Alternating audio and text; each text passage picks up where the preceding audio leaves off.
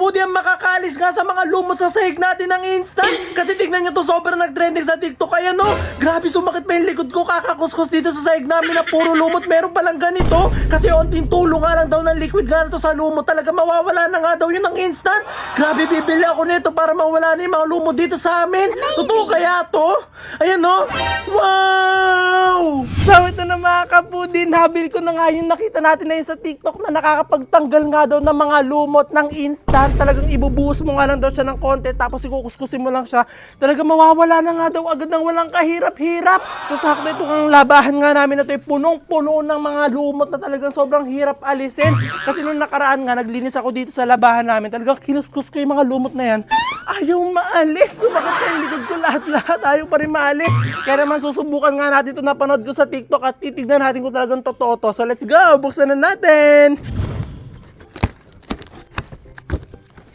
Ayan, ito nga yung nakita natin sa TikTok oh. Ito nga yung nakita natin na binuhos nila doon sa lumot. Tapos meron pa siyang kasamang gloves. Tapos lagayan, pang spray.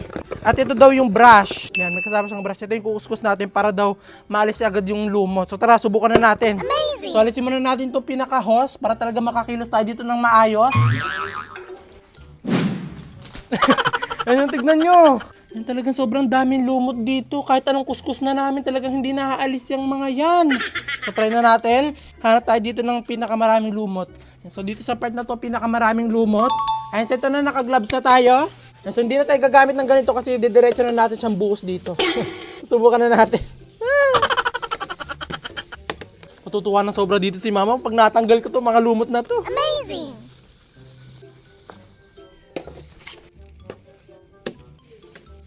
Ayan. Ayan, so nabuksan na natin siya. So ibusan natin.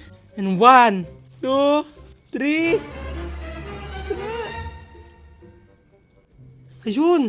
Hala! Ba't parang bumubula oh? Kuskusin na natin.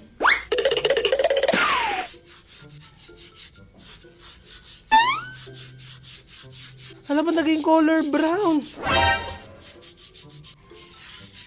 Bumubula oh, mukhang natatanggal nga.